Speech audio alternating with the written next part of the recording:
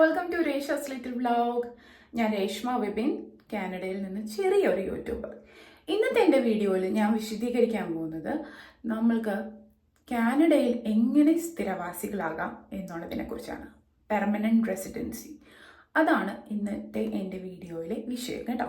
Express entry, ആദ്യമേ ഞാൻ പറയാൻ പോകുന്നത് എക്സ്പ്രസ് എൻട്രി എന്നൊരു മാർഗമുണ്ട് നമുക്കിവിടെ ആകാനായിട്ട്, എന്ന് വെച്ചാൽ പെർമനന്റ് റെസിഡൻസി കിട്ടാനായിട്ട്. അപ്പോൾ ആ സിസ്റ്റം എന്ന് പറയുന്നത് പോയിന്റ് അടിസ്ഥാനത്തിലാണ് നടക്കുന്നത്. Skilled workers, skilled traders, Canadian experience class എന്നിവയിൽ നിന്നുള്ള ആപ്ലിക്കേഷൻസ് ഒക്കെ മാനേജ് ചെയ്യുന്നത് എക്സ്പ്രസ് എൻട്രി ത്രൂ ആണ്.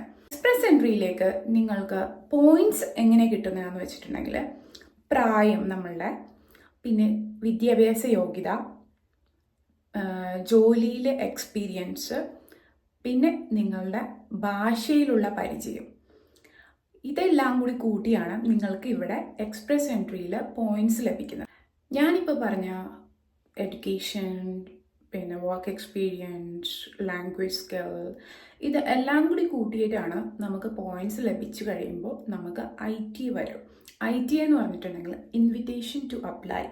ഇങ്ങനെയാണ് first way to get the PR എന്ന് പറയുന്നത് കാനഡയിലേക്കുള്ള. ഇനി രണ്ടാമത്തേത് provincial nominee programme, PNP. Each province and territory have their own provincial programme. അതാണ് ഈ PNP എന്ന് പറയുന്നത് കേട്ടോ. കാര്യം വളരെ സിമ്പിളാണ്. ഓരോ പ്രൊവിൻസിലും അവരുടേതായ ഇമിഗ്രേഷൻ പ്രോഗ്രാംസ് ഉണ്ട്. അപ്പോൾ അതിൽ നമ്മൾ പാസ്സായാൽ, എന്ന് വെച്ചാൽ നേരത്തെ ഞാൻ പറഞ്ഞത് തന്നെ വർക്ക് എക്സ്പീരിയൻസ്, എഡ്യൂക്കേഷൻ കാര്യങ്ങളിൽ നമ്മൾക്ക് പോയിന്റ്സ് കിട്ടി അവർ നോമിനേഷൻ ലഭിക്കുന്നതാണ് നമുക്ക്. ആ നോമിനേഷൻ ലഭിച്ചതിന് ശേഷം നമുക്ക് ഫെഡറൽ ഗവൺമെന്റിന്റെ PRന് വേണ്ടി അപേക്ഷിക്കാവുന്നത്. Third one is family sponsorship programme. ആ പ്രോഗ്രാം എന്ന് വെച്ചിട്ടുണ്ടെങ്കിൽ Canadian citizens and PR holders can sponsor certain relatives to come to Canada as PRs. ഇതാണ് അടിപൊളി വഴി കേട്ടോ. എന്ന് വെച്ചാൽ വേറെ ഒന്നുമല്ല, കാനഡയിലെ സ്ഥിരവാസികളോ അല്ലെങ്കിൽ പൗരന്മാരോ ആയ ആളുകൾക്ക് അവരുടെ റിലേറ്റീവ്സിനെ PR ആക്കി കാനഡയിലേക്ക് കൊണ്ടുവരാൻ സാധിക്കും. അപ്പോൾ നിങ്ങൾ ചിന്തിക്കുന്നുണ്ടാവും ആരെയൊക്കെ നമുക്ക് സ്പോൺസർ ചെയ്ത് കൊണ്ടുവരാം എന്നുള്ളത്. ഒന്നാമതായി പറയുകയാണെങ്കിൽ സ്പൗസിനെ കൊണ്ടുവരാം, രണ്ടാമത് ഡിപ്പെൻഡൻറ്റ് ചിൽഡ്രൻ, മൂന്നാമത് പാരൻസ്, നാലാമത് ഗ്രാൻഡ് പാരൻസ്. ഇവരെയൊക്കെ നമുക്ക് സ്പോൺസർ ചെയ്ത് PRൽ കൊണ്ടുവരാൻ സാധിക്കുന്നതാണ്. ഫോർത്ത് വൺ എന്ന് പറയുന്നത് സ്റ്റാർട്ടപ്പ് വിസ എന്ന് പറയുന്ന പരിപാടിയാണ്. ഇതിലെന്ന് വെച്ചിട്ടുണ്ടെങ്കിൽ for entrepreneurs who want to start a business in Canada. ഈ പ്രോഗ്രാം എന്ന് വെച്ചിട്ടുണ്ടെങ്കിൽ കാനഡയിൽ ഒരു ബിസിനസ് തുടങ്ങാനായി ആഗ്രഹിക്കുന്ന ഓൺട്രപ്രണേഴ്സിന് വേണ്ടിയുള്ള ഒരു പ്രോഗ്രാമാണ് ഈ സ്റ്റാർട്ടപ്പ് വിസ എന്ന് പറയുന്നത്.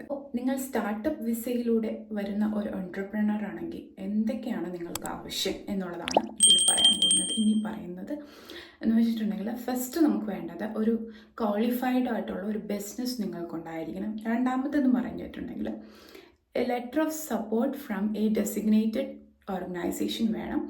Meet all the language requirements what you needed to settle down in Canada, and also you need enough of money to settle down in Canada. അടുത്തതായി ഞാൻ പറയാൻ പോകുന്നത്, അഞ്ചാമതായിട്ട് പറയുന്നത് അറ്റ്ലാന്റിക് ഇമിഗ്രേഷൻ പൈലറ്റ് പ്രോഗ്രാമിനെ കുറിച്ചാണ്.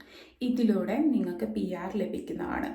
ഈ പ്രോഗ്രാം എന്ന് പറഞ്ഞിട്ടുണ്ടെന്നുണ്ടെങ്കിൽ skilled workers and international graduate who work and live in one of the Canada's Atlantic province.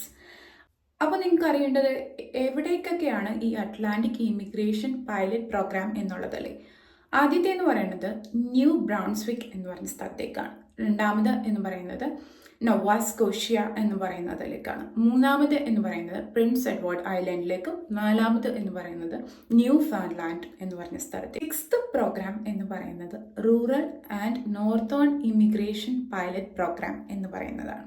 ഇതിലൂടെയും നമുക്ക് PR കിട്ടുന്നതാണ്.